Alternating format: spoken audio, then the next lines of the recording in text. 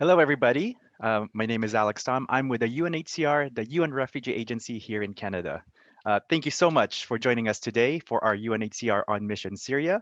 We are so grateful for you, or we are so grateful to you for spending a part of your day with us. UNHCR on Mission is the first in a series of events where we are bringing you on a virtual visit to the field. This is where some of our most important work takes place every single day. We have dedicated UNHCR colleagues on the ground and in more than 130 countries offering vital support to refugees. Unfortunately, this month marks a heartbreaking milestone. It has been 10 years since the Syrian crisis began. This ongoing crisis has disrupted the lives of millions of Syrian families who have been forced to flee their home. Today, you will have a chance to meet one of them. And for today's On Mission, you will be joining us on a virtual visit to Jordan, which is home to more than 650,000 Syrian refugees. You will visit a refugee camp in Jordan, and you will also get a window into what life is like for Syrian family living in Amman, which is Jordan's capital city. After the virtual visit, you'll have a chance to learn more about the Syrian crisis through a live and interactive panel discussion. And today we're honored to have three very special guests joining us, starting with Hamza Haq. He's the star of the hit CTV original drama series Transplant. Aya Wadi, a Syrian refugee and entrepreneur living in Canada. And Lily Carlisle, an external relations officer with UNHCR Jordan. Lily will also be our guide for today's virtual visit to Jordan. So, welcome Hamza, welcome Lily, and welcome Aya. So before we start, we just want to share a few important details with you. We'll be streaming a video of our virtual visit on the main screen in Zoom. If for any reason you have any issues with viewing the video, we will also share a YouTube link in the chat. Please be sure to stay online with us after the virtual visit for our panel discussion. There will be an opportunity for a Q&A, and we invite you to enter your questions for our panelists, and we will do our best to answer as many as possible. We kindly request that you keep your questions brief, respectful of guests, and focus on the Syrian crisis.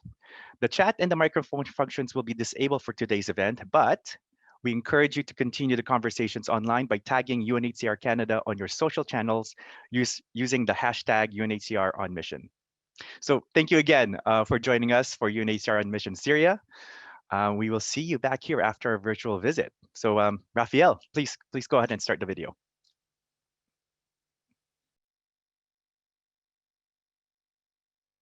Hi everyone, I'm Lily Carlisle and I work at the United Nations Refugee Agency in Jordan, a country that hosts over 650,000 refugees from Syria. Thank you for joining UNHCR on Mission today. We're going to be talking about the impact that the conflict in Syria has had. It's the biggest refugee crisis in the world. Since 2011, the crisis in Syria has claimed thousands of lives and left over 13 million people in need of humanitarian assistance. Over 5.6 million people have fled to neighbouring countries like Jordan, and over 6.6 million people are still internally displaced within Syria. Syria remains the largest refugee crisis in the world. The destruction of civilian infrastructure has left millions struggling to meet their basic needs. Over the last 10 years, millions of refugees have fled the conflict in Syria to countries like Turkey, Iraq, Lebanon, Egypt, and here in Jordan. In December 2019, there was an outbreak of violence in Idlib in northwest Syria, uprooting over 900,000 people from their homes. Since then, people have been fleeing for their safety, the majority of whom, over 80%, are women and children. Some refugees in Jordan live in refugee camps, such as Zatari Refugee Camp and Azraq Refugee Camp. Zatari is home to 80,000 refugees, over 20% who are under 5 years old. UNHCR works in the camps to provide them with food, shelter, healthcare, education, and much, much more so that they are able to meet their basic needs.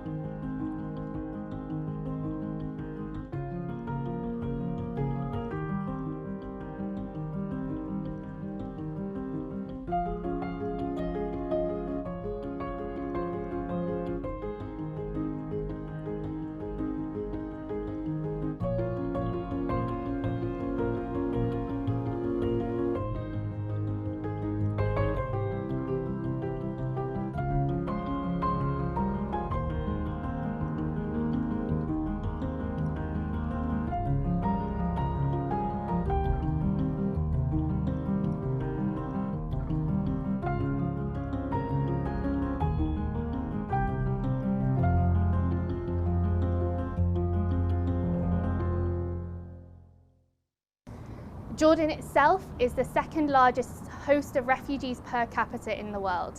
This means that there are over 650,000 refugees living in Jordan.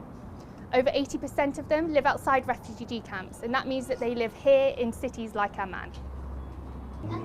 Living outside of a refugee camp doesn't necessarily mean stability or success. Over 80% of refugees in Jordan live below the poverty line. That means that they live on less than $3 a day. Meeting their basic needs, such as paying their rent, buying food, paying their electricity, water bills, is a daily struggle. That's why UNHCR's cash assistance is so important. Today I'm here with Jamila. I'm going to visit Jamila and her family, her 4 children. They live in an area of East Amman, one of the poorest neighbourhoods in the city. They've been here since 2013 when they fled their home in Homs. Every month they're one of 30,000 families who get cash assistance from UNHCR in Jordan. So today, hopefully, is the day where they're going to go and pick up their money. So we're going to spend the day with them and see what their daily life is like. So this is the alley where Jamila lives. As you can see, that door, black door over there, is their front door, but they're surrounded by quite run-down, almost half-built houses. Every month their rent is about 130 dinar. The money that Jamila and her family get from UNHCR is also 130 dinar. So everything they go gets spent on their rent for this house. It's the only thing that provides some stability. So it's really important for them. I think some of the kids are actually at school. They left earlier this morning. I wasn't up as early as they were, but I think we should be able to see them as they return from school today. Apologies in advance for my terrible Arabic accent. I speak a little bit of Arabic, not that much. So one of my colleagues, Ihab, is also here to help me if they don't understand anything that I'm saying. When it comes to the COVID pandemic, numbers are actually still quite low here in Amman, and vaccinations have actually just started for Jordanians as well as refugees. But because of that, I'm going to be wearing my mask, so I'm going to put it on and then we'll go talk to Jamila and her family.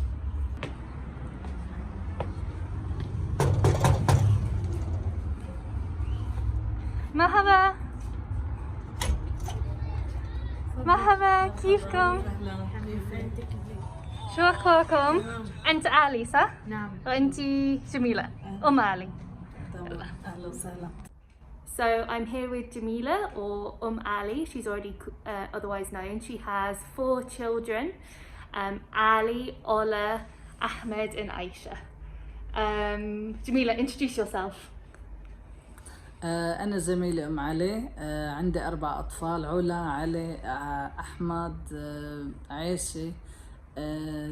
دخلت على الأردن، إجيت بال2013. وين ساكن هلا؟ هلأ ساكن بعمان بالمحطة. وكيف تدبر أمورك؟ كيف بتدبروا اموركم؟ احكي لنا عن كيف حياتك ماشيه. حياتنا ماشي. هلأ يعني بالفضل المساعد الشهري من المفوضية ندفع منها أجار البيت ومصاريفنا. كم المصاريف من الفوضى؟ كم الدفع؟ 130 دينار. وكم الإيجار؟ كمان 130. So Jamila, can you tell us a little bit more about what it was like when you fled Syria? شو صار لما جيت الأردن؟ لما صارت الأجواء كتير مرعبة مخيفة، أجواء الحرب، الضرب من كل الجهات، هون اضطرينا نطلع من سوريا. ضبيت أولادي وطلعت معهم، وكانت الرحلة صعبة على الأردن. مشينا بطرقات صعبة، بطرقات خطرة، واجينا على الأردن واجهنا كتير صعوبات. طبعا ضبيت أولادي ومسكتهم من هون ومن هون، درت بالي عليهم لحد ما عبرنا الأجواء الحدود الأردنية، دخلنا على المخيم. وبالنسبة زوجك؟ شو صار؟ طبعا لما طلعنا كانت مقطوعة أخبار جوزي، كان إلهم 3 أشهر معتقلينه وما بعرف عنه أخبار، مقطوعة أخباره نهائيا. هون فقدت الأمل إنه يطلع، وحسيت حالي المسؤولة الوحيدة عن أولادي، ضبيتهم وطلعتهم. تمام. الحمد لله.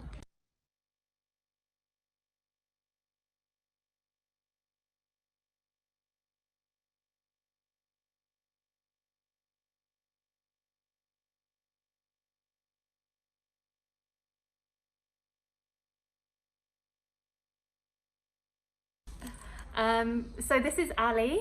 Ali is 12. He is 12 years old, and he is in grade 7. So for the last year, he hasn't been able to go to school because the schools here in Jordan have been closed. But next week it's good news because he is hopefully going back to school, and he's planning on going to go and get his school books on Sunday. So Ali, could you tell us a little bit about why you're excited to go back to school, what you're looking forward to? يلا أنا المدرسة شو علي بتسألك شو تطلعاتك ليوم الأحد إنه بدك ترجع على المدرسة؟ متحمس مش متحمس؟ احكي لنا شوي إيش ترتيباتك؟ متحمس كتير لأنه بدي أرجع المدرسة كتير كتير. ليه؟ التعليم يعني أحسن من هناك بالمدرسة، التعليم أحسن عن بعد. بشوف أصحابي بطلع بدرس بتعلم بفوت وبطلع. What's your favourite subject? إيش المادة أكثر مادة بتحبها؟ العربي. العربي. And what do you want to be in the future? شو بدك تصير لما تكبر بالمستقبل؟ شو حابب تصير؟ دكتور. Doctor. Is there a reason? ليه دكتور؟ بحب الطب يعني وهذا. And تذكر أي شيء عن سوريا؟ ما كتير يعني. وكيف الأردن؟ تمام الأردن. ليه؟ شو أحسن شيء؟ في أمان وما في خوف، في أمان وكل شيء. وعندك أصحاب بالمدرسة عندي أصحاب.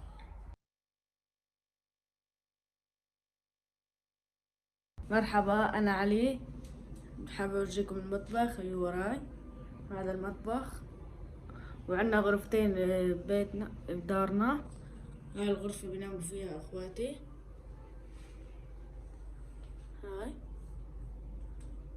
هاي غرفة القعدة.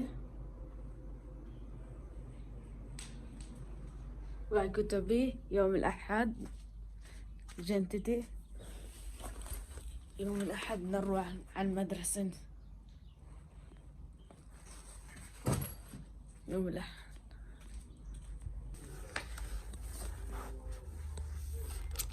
العربي رياضيات، عربي إنجليزي. عاد عربي. هاي عربي. هاي قرآن.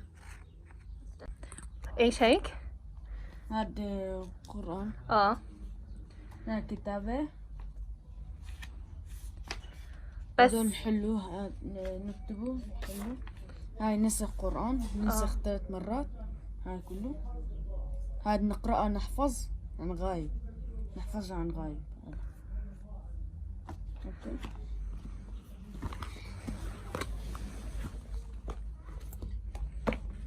في الرياضيات. وهي كتب من الصف السابع. بس في يوم الأحد في كتب جديد. كتب جديد. أي شيء؟ كل كتب إنجليزي، رياضيات، عربي، حاسوب، جغرافيا، مهني، كله هاد يجي إنجليزي. وأنت متحمسة كتير المدرسة. So Ali says when he's not at school, he spends most of his time on his phone. As a family, they just have one phone which they share between them. It's actually their mum's phone, but I think there are sometimes a few arguments about who gets to use it. مسلسل سوري هندي.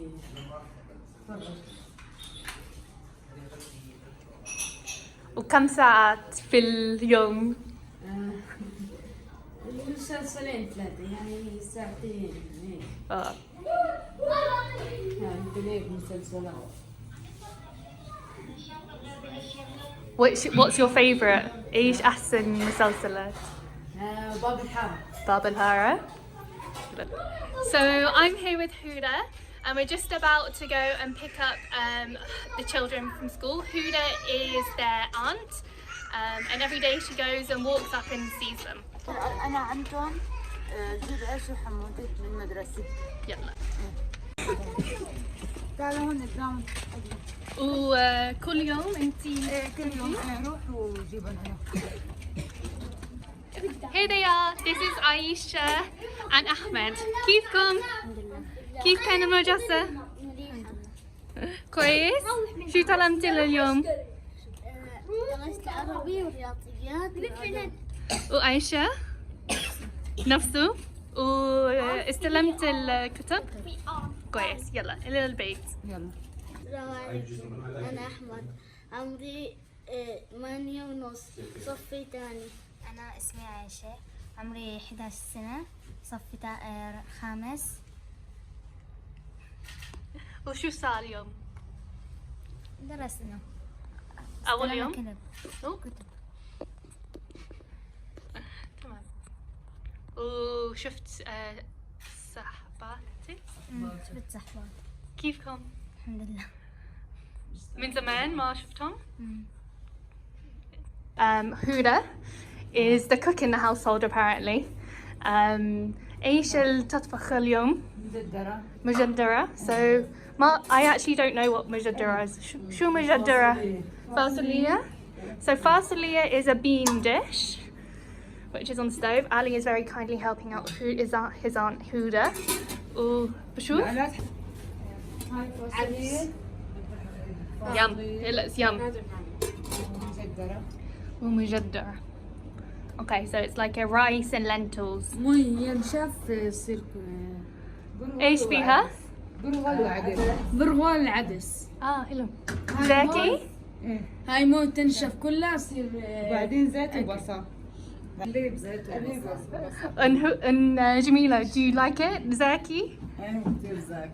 وبالنسبة لك شو أحسن أكل وطبخ؟ احسن ايش؟ الطبخ المفضلة. الطبخة المفضلة الكبة المشوية. كم مشوية؟ كم مرة في الأسبوع وشهر؟ بالسنة مرة. بالسنة مرة. ليه بس أي مناسبة؟ ايه بالمناسبة. بالمناسبة. Okay. بالأعياد يعني كمان.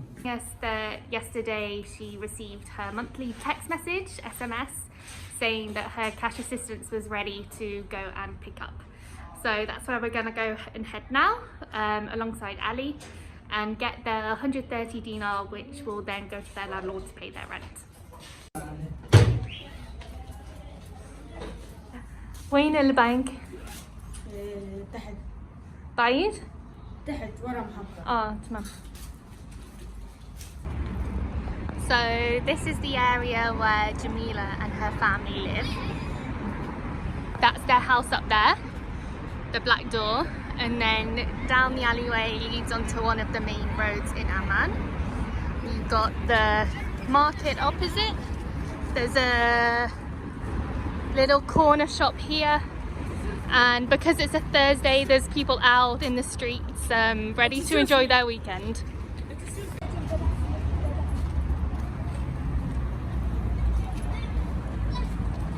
At the bank, it's about a 15-minute walk from Jamila's house, and she was just explaining on the way here that this is only the second month in a row that she's received her cash assistance. She was cut off for the cash for about 2.5 years. She received cash assistance in 2018, but because UNHCR has a waiting list of around 10,000 families who are determined eligible or vulnerable enough for cash assistance, every so often we have to rotate those families on and off the waiting list, so all the vulnerable families get the fair chance that they need to get cash. So Jamila's cash assistance started up again last month, and this is the second month where she's received the SMS in a row, and she's extremely happy, and we're about to go get the cash. كيف شو شعورك؟ شعوري كثير حلو، كثير رائع، راحة نفسية، كثير فرحانة، كثير مبسوطة. Well, Ali, and Ali's with us. كيفك شو شعورك عن البسمة العين؟ Yeah, they're both saying they're extremely happy that and it'll provide them with a lot of stability, especially with having a safe shelter and a roof over their heads. Yeah, so we're just going, the bank is just up here.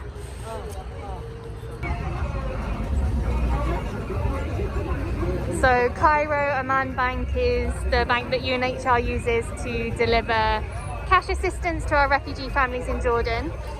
The cash assistance normally gets delivered at the beginning of the month, and as you can see here, the SMS was sent to a couple of families yesterday, so everyone's queuing to get their money out.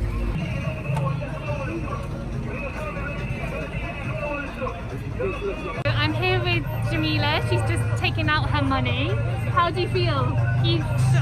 شعوري كتير رائع، كتير حلو لما سحبت المساعدة الشهرية، كتير شعرت براحة نفسية. الله يجزيكم كل خير، يعطيكم العافية. إن الفلوس مشان الآجار، كتير يعني انبسطت، كتير فرحت بالمساعدة الشهرية مشان أدفع إيجار بيتي. وكم سلمت؟ 130 دينار. Okay, so Jamila's just got 130 dinars, which she will use to pay her rent. So we've just got back from getting the cash assistance. It's now around 5 p.m, so I think we're going to say bye to Jamila and Ali and the family. Thank you so much for joining us today for UNHCR on mission. I hope you learned something about refugees in Jordan, and I look forward to seeing you on the panel and Q&A, which I think is starting now. Bye!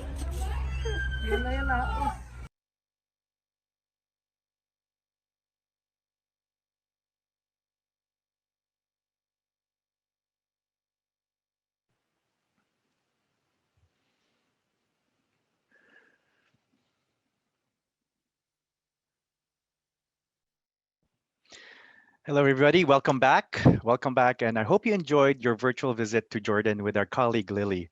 For those of you who may have joined a few minutes late, my name is Alex Tom. I'm with the UNHCR, the UN Refugee Agency here in Canada. Thank you again for joining us for our first ever UNHCR on mission focus on the Syrian crisis. I'm so pleased to be joined by a wonderful guest panel today. Hamza Haq, the star of the hit CTV original drama series Transplant. Aya Wadi, a Syrian refugee and entrepreneur living in Canada, and Lily Carlisle, an external relations officer here at UNHCR Jordan. Thank you everybody who submitted questions for our panel prior to today's event via the SurveyMonkey. If you have questions for our panelists, please enter it into the Q&A section of the chat, and we'll try to answer as many as we can. You can find the Q&A button at the bottom of the Zoom screen.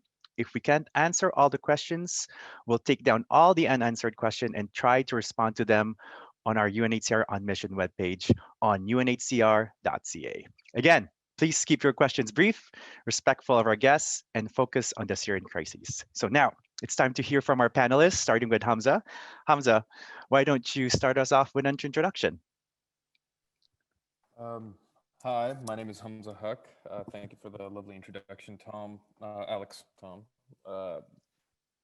Yeah, I play Bash on CTV's Transplant. I immigrated to Canada when I was 10 and grew up in Saudi Arabia. My parents are from Pakistan, and I'm pleased to be a part of this today. Thanks for having me. Perfect. Thank you, Hamza. Glad to have you here. Aya, over to you. Please tell us a little bit about yourself. Thank you, Alex. Thank you for having me today. My name is Aya Wadi, and I have been here in Canada for 3 years and a half. We were settled in Canada in 2017. I'm so happy for being with you today and glad to answer questions. Thank you. Thank you again, Aya. And Lily, thank you for joining us and being our virtual guide today. Tell us a little bit about you and the work you do for us here at UNHCR. Alex, and hi everyone, it's exciting to join you here from Amman in Jordan. So as you've seen on the video, I'm the external relations officer, but essentially that means that I get to tell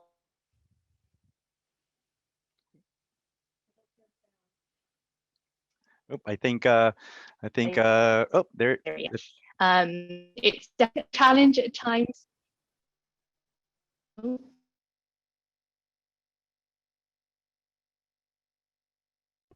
Well, before I think we're having difficulties right now with Lily, but perhaps while we wait for Lily, you're back online. You were just getting cut off at that moment, so perhaps let's start that again.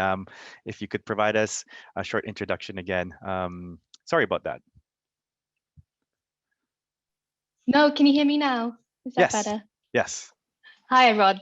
It's nice to join you. And thanks. I think you saw a little bit about what my job is in that video there, but I'm happy to answer any questions during the panel today. Perfect. So Lily, perhaps we'd like to start the discussion with you. I guess, can you please provide an update on Umali and her family? And if you could tell us what life is like for refugees in Jordan during the COVID-19 pandemic.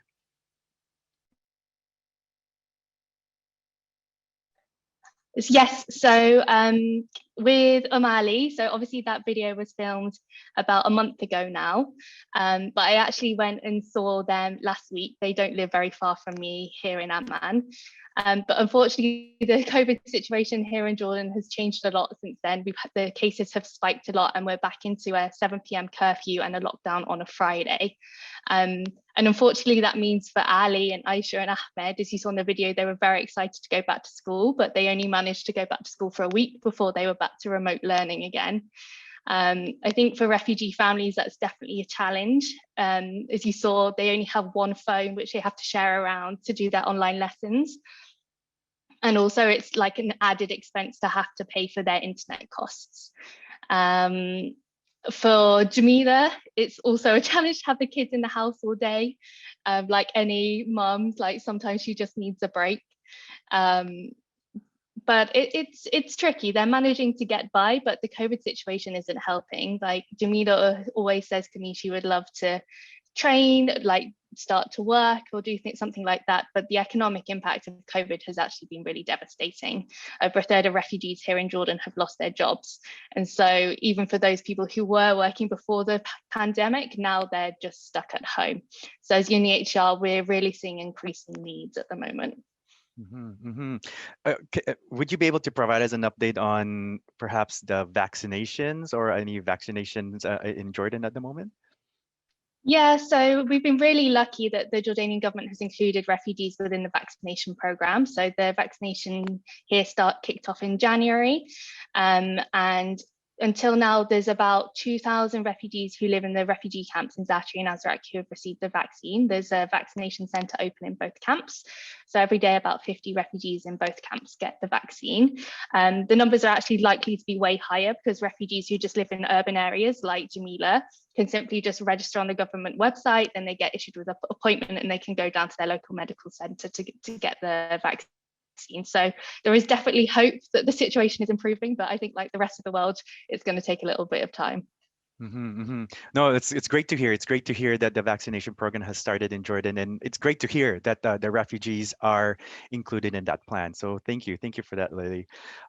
This question is for Aya. For those who aren't aware, Aya was actually featured in our UNHCR Canada free e-cookbook, Taste from Home. Aya, we have a question from a grade 6 math class who was inspired by your story. So Raphael, can you please play the video from that class?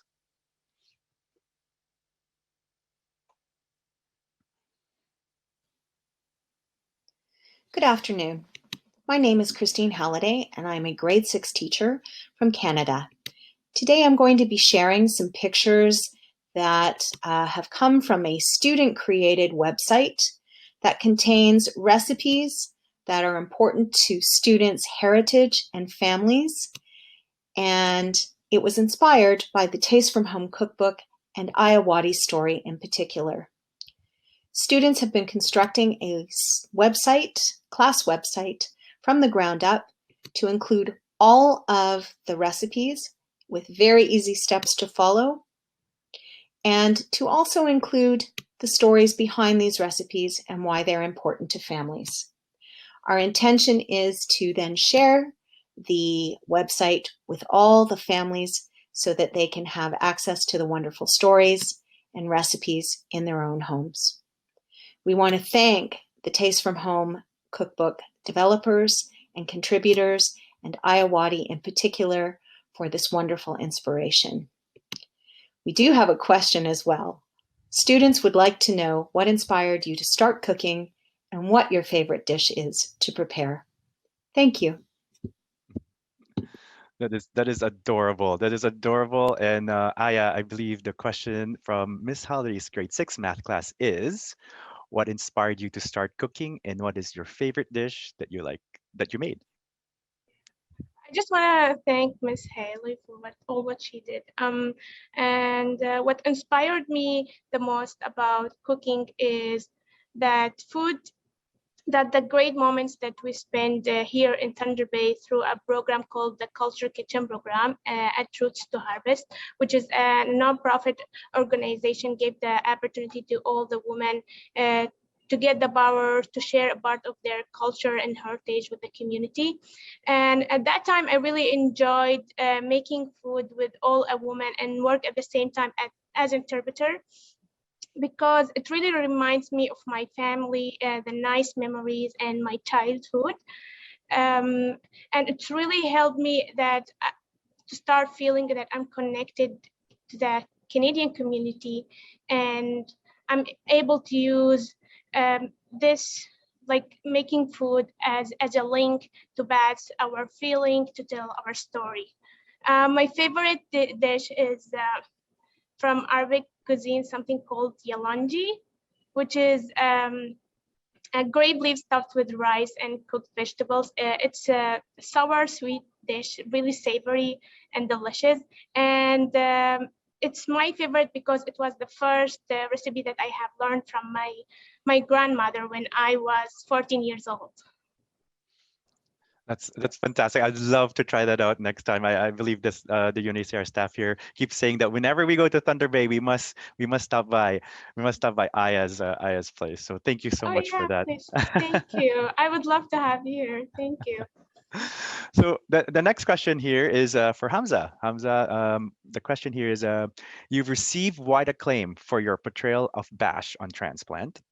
Tell us about how the role and the involvement of Syrian refugees as consultants for the series help you learn more about the Syrian crisis. Well, we were really grateful that the writers of the show had sort of built this think tank of Syrian refugee consultants. Manar, Ahmed Meri, and Dr. Khalid Al Malaji, all who were so generous to share their stories and their experiences. All three of these people are living in Canada right now, and just Bash goes through so much, and it's a concept that's completely foreign to me. My family chose to come here, and I haven't seen anything even remotely close to what he's experienced. So for them to be brave enough to share, not only share that story, but answer any questions that I've had, and especially with regards to the trauma that he's gone through, the PTSD and all of these things. I mean, Manar she's also translating the text anytime I have to speak Arabic, and teaching me Arabic, and it always turns into a bit of a life lesson, because it just offers me a perspective that I feel is absolutely necessary, and gives Bashir and gives the show an authentic feel, without which I don't think it would even be remotely as successful as it has been. So it's just been terrific, a humbling experience, and I'm very grateful that they're still contributing to the show to this day. It's really great. Thank you, Hamza, and congratulations to you guys there at CTV for such a fantastic show so far. So yeah, so there's more questions coming. There's actually questions coming from the chat, so I'm gonna try to pick them up. Aya, we have a question for you from our audience. What was the defining moment when you realized you had to leave your home?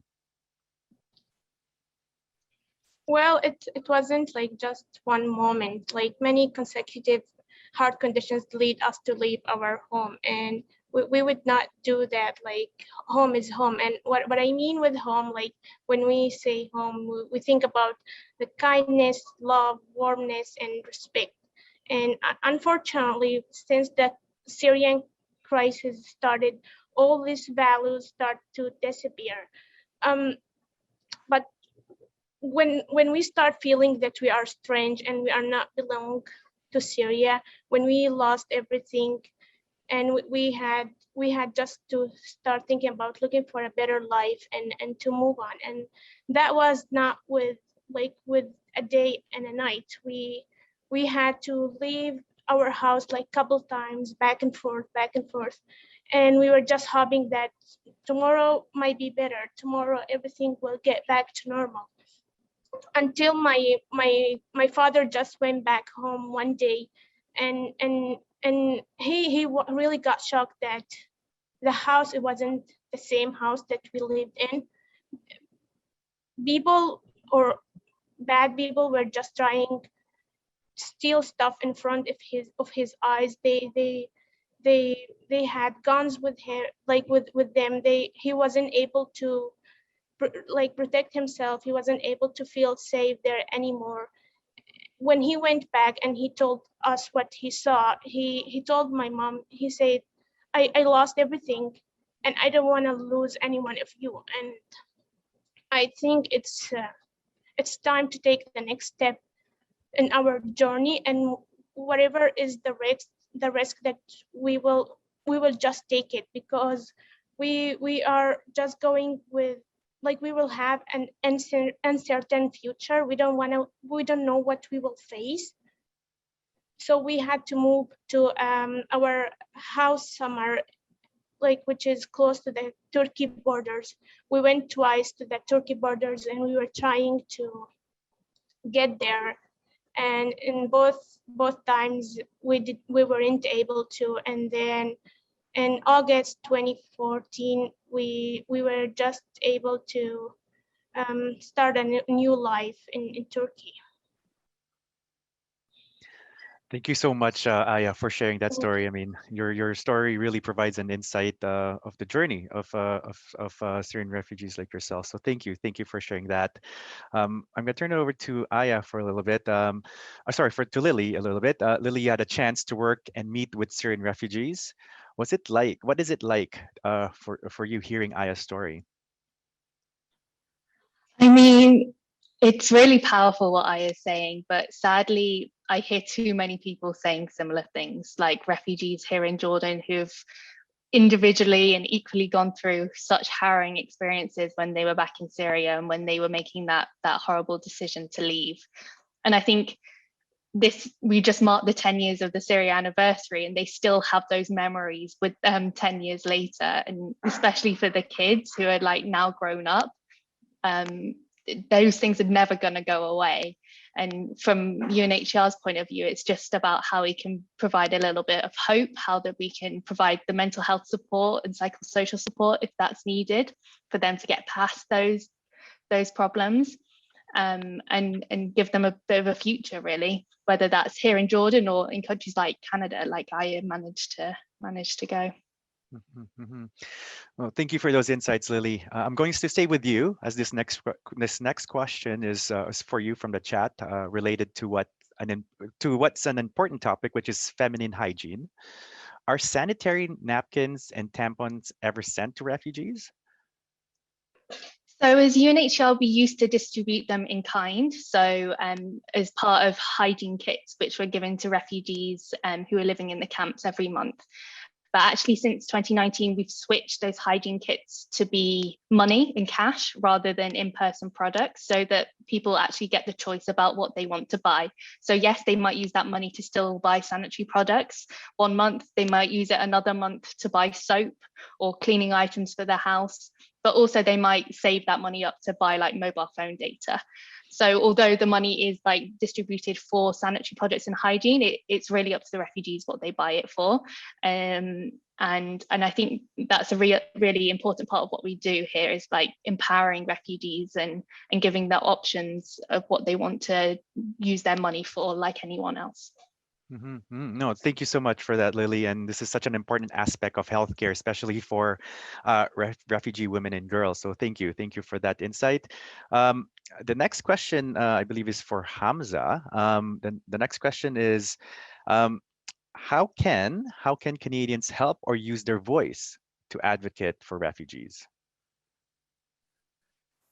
I think before any advocacy, like education is of the utmost importance. So to first understand everything that's going on and the specific needs of everybody who's experiencing this crisis. You know, we touch upon it on our show a bit, and there's been a lot of I feel like there's been a lot of literature, and there's been a lot of promotion of like how much Canada has helped Syrian refugees. But in, you know, when you look in the grand scheme of things, all the data and the statistics that you guys show, there's still so much more to be done. And with respect to how much other countries are doing, I think we can really pick up the slack. With UNHCR's cash assistance program, I think that's, you know, it shouldn't be up to us to decide what they need, and you know, we can open up our pockets and our hearts a little bit more, and just do that. But just, I think before any of that starts, people have to know exactly what's going on, because without that, it's just sort of it just becomes arbitrary, and there's no you know, the human element of everybody that's going through this is lost in that. So to put ourselves there first, I think we all as a country and as Canadians who wish to help owe that responsibility forward. Absolutely, absolutely. I mean, related to that question, I'm going to go back to Aya. This is sort of related to that question, but the question for Aya is, what was the challenges that you face when you came to Canada? As a refugee, you know, for each refugee around the world, the main challenge will be the language, like language barriers. For me, I was so glad that it wasn't, but the real challenge that being here in the community, like they were really welcoming, and we really got really nice support. I was able to feel with the kindness and love, but when we came to here first day, the challenge was what I'm like having uncertain future. I know that this might not be here in Canada, but would people accept us? Would people not? Because we really faced the hard conditions when we were in Turkey. People were looking down to us, and while we were just trying to have like a normal life as any other human. But then for later, all these fears disappeared, and I'm really glad and grateful for all the kindness that we received since we came to Canada, and that we are as a family are able to feel safe again back here, and to call Canada a home. No, no, it's great. It's great that the community has been able to help you through those challenges, and it sounds like you are able to overcome it. So perhaps if you could provide us more, perhaps details on that and how you and your family had to overcome or at least adjust to the new surroundings, especially in Thunder Bay. I could imagine the weather and such over there. That's right. First day that we came here, it was on November 27th. We stepped out the airport with a snowstorm. And my parents really got shocked that, are you sure that we came to Canada or somewhere else? The weather was an issue for them, and they were saying like, we can't live here with all this much snow. Because in my Syria, like in my home Syria, we used to have the snow 1 year for 1 week a year, and we were really happy about that. We going outside, play with it, and then just goes away. But here was different, like new life, new traditions.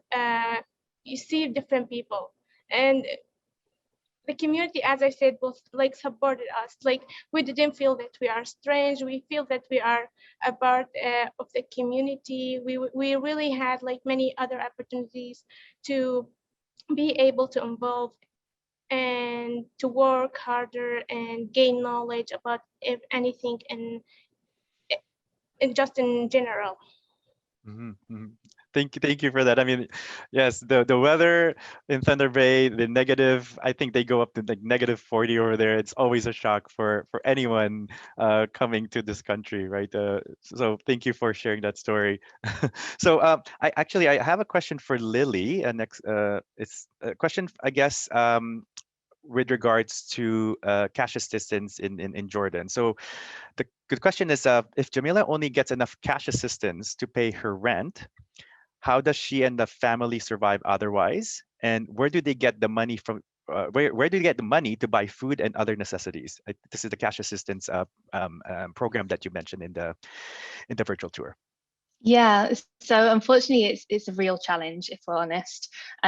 Refugee families like Tamina's, they rely on a variety of charitable donations, both from UNHCR and other local organisations who are based here in Jordan. Also, refugees tend to borrow money to meet those needs, and especially over the last year, we have seen debt spike really high, and that presents another challenge, like how they're supposed to pay it back if they don't have an income. In terms of work, Syrian refugees are allowed to work in certain sectors. So they can work in construction, manufacturing, or agriculture. Although those jobs have decreased over the last year, there are still some possibilities, but we do see special challenges for women. So only 6% of the work permits that have been issued here in Jordan are for refugee women, because of the nature of the work in those open sectors, and it's not really something they have skills or interest in doing. So it's something at UNHCR we're really trying to advocate for, is to open further sectors which will allow refugee women to work either as entrepreneurs or working from home in more tech digital spheres, as that opens up as possibilities. But it's difficult. No, thank you for that, and it's nice to hear that UNHCR is also helping the refugee expand on how they can work and how they can have some livelihood over there. So thank you for that. There's a question for Hamza. One user said, thank you, Hamza, for one of the most realistic and movie TV programs ever. It does a lot for education, not just for entertainment. So the question is, what do you think the importance of having a show like Transplant on Canadian television? Um, well, I'm told that this is the first time that on mainstream media, like the story of a Muslim and a story of refugee has been told as them as the lead, and I think the fact that we've seen that this crisis go into its 10th year, and only now we're telling the story at a large scale level. I think that shows that it's desperately needed to share these stories and to I think it's very important that people are seen, that we do acknowledge that there are these conflicts going on, and there are these crises going on, and um, I just hope that there's accuracy within that portrayal, and those struggles, and that we're doing justice to um, the struggle of everybody in Syria, because it's of the utmost importance that they're seen and heard, and hopefully it has a positive impact in people wanting to help and wanting to and understanding what they're going through. Hmm So, yeah. hmm No, that's for sure. No, as you mentioned earlier, I mean, education really helps in our advocacy. I mean, here at UNHCR, we're always trying to advocate for refugees and as well as fundraise here in Canada. So it's very important that we have supporters and advocacy like yourself to help us through that. There's another question from the chat. It's for Hamza, just to continue that. What's it like to hear Lily and Aya, say things about life as refugees, or like as or at least with Lily, in Lily's case, life in Jordan for refugees? It's humbling to say the least. I mean, for the last couple of years, I go out there and I pretend that I know what this feels like, or I pretend that I know what these camps look like. And fortunately, with the help of the consultants, I try to get there on a storytelling level. But what each of you have gone through, and what you're doing is I feel. Uh, I feel an even greater responsibility to want to want to do my job even better every time I'm part of these conversations, and see the type of work that's being done on ground. It's truly it's such a service to the world, to humanity, and I just think it's great to hear from them. Hmm. Hmm. Thank you, Hamza. I'm gonna turn it back to Lily on this particular questions from the chat. What is the process of becoming somebody who helps refugees on the ground? Oh, tricky question. I don't think there is any one process. There's many ways which you can get involved. So for my instance, straight out of university, I got an internship at that time for UNICEF, and then I transitioned to UNHCR and worked my way up. But there are other people who have come from the private sector, and they've got technical expertise which they can then use for the benefit of refugees and humanitarian work. Other people start off as volunteers, and then they end up coming to places like Jordan. It's really depending on what your skill set is and what you feel you can offer, but there's definitely something in there which anyone can do. It's not that difficult. I think sometimes it seems like UNHCR, the UN, is like this big mystified world, but no, we're just normal people. I could certainly attest to that here, living in Toronto as well. I mean, we do the fundraising portion here, and sometimes there's also some mystery on it. But it is to your point, Lily. It's normal people just trying to do something for the refugee and for the cause. So thank you for that. I have a question for Aya. The question says something to the effect of Aya has a very good command of English. How did she learn to speak so well? Yeah, I have been asked this question a couple times before. So I have my own principle that there's two ways to learn English.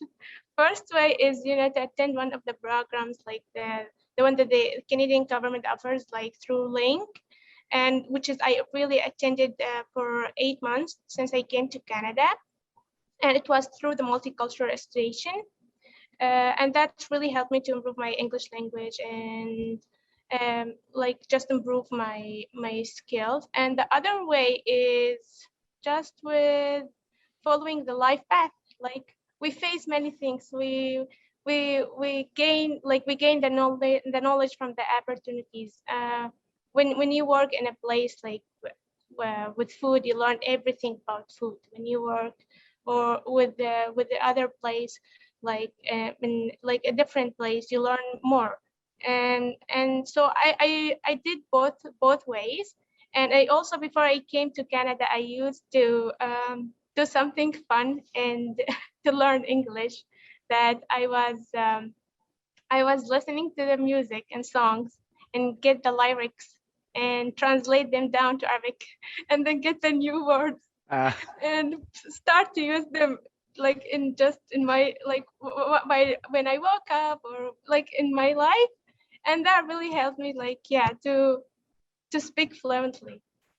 That's so adorable. Thank you so much for sharing that story, Aya. It's You're it's it's welcome. fantastic. It's fantastic. Perhaps we should do that. We should have that training session built in, right? Like collecting songs, especially pop songs, but and translate it. So thank you so much for that. I have a question for Hamza. So there's clearly a lot of transplant viewers in our session today. So Hamza, how has the experience of playing Bash changed you or impacted you? Yeah, that's the question. Sorry. How has the experience of playing Bash changed you or impacted you? Uh, there's a there's a there's a bravery and an earnestness to the way Bash treats people in his life, and both as patients and both as a person in his personal life, and that's and the amount of dedication he has to his family, to his job, and to humanity in general. That's something that I can just that I can only aspire to. So the longer I go on playing him, the more in-depth scripts that these people write, and the more stories that we get of these stories of bravery and courage and all of these. It like hopefully, if the show goes on long enough, I'll get a little sliver of that in my own personal life and apply it to my daily practice as well. No, the show I heard is now in 3 countries. I think Canada, the U.S., and I believe it's now also in South Africa. I believe, or anyway, I think it's been Yeah, syndicated in Africa. Yeah, yeah. So yeah. congrats on that. Thank you very much. I'm gonna jump to Lily. The question here is about again from the virtual tour that you've given to us. So we saw a glimpse of Azar camp in the video. The question is, how many people enter the camp on a daily basis? So in terms of the population who live there, it's pretty stable. So there's around 40,000, 47,000 people who live in Azraq camp. And that only really changes with births and babies being born. But the refugees there, they can apply for work and leave permits to move in and out of the camp. And that happens on a daily basis. Apart from at the moment, because of COVID, movement in and out of the camps has been stopped, just so that it prevents the spread from urban areas where cases are quite high to the camps where we've managed to keep the cases low, and we don't want it spreading to already vulnerable population. But yeah, so the camp population is stable and there's not really that much movement apart from the daily basis, people coming in and out to go to work and that sort of thing. Okay, okay. Thank you so much. I think I'm being given a sign that apparently our time is running. Oh, wait. There's one more question. Apparently, one more question. This is for Aya again. Are you able to help other refugees? It's a good question and hard at the same time. I hope that I have the power to do that, and I will try my best as a refugee that resettled here in Canada to help other refugees, because being a refugee in anywhere in the world is really something not easy and hard. And I know what the people went through and what they faced. And I'm planning to do something for sure to help refugees. And hopefully by this mission today, we will be able to help the people to survive through that crisis and build better lives. And this would not happen without the people knowledge and support.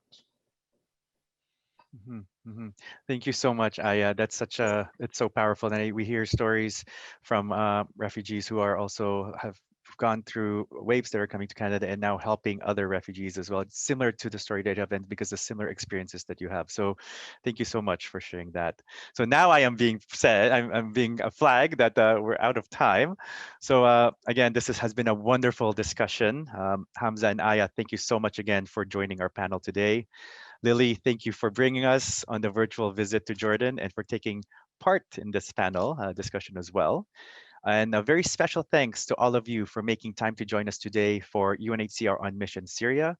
Our work in support of refugees wouldn't be possible without you. Your donations truly make a world of difference in the life of refugees.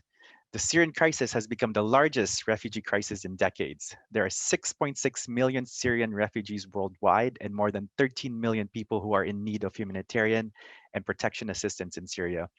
We encourage you to visit www.unhcr.ca/onmissiontocare or www.unhcr.ca/SyriaOnMission to learn more about how you and your loved ones can help UNHCR in our efforts to support Syrian families. We'll also put a donation link in the chat. We will be sending you more information in the coming days, so please check your email inbox. And we hope you'll sign up for our next UNHCR on Mission that will be taking place next month with a focus on Yemen. While our event is drawing to a close today, we invite you to continue the conversations online by tagging UNHCR Canada on your social media posts using the hashtag UNHCR on Mission. I wish you and your loved ones continued safety and good health during this time. Please enjoy the rest of your day, and thank you, and hope to see you all soon. Thank you so much.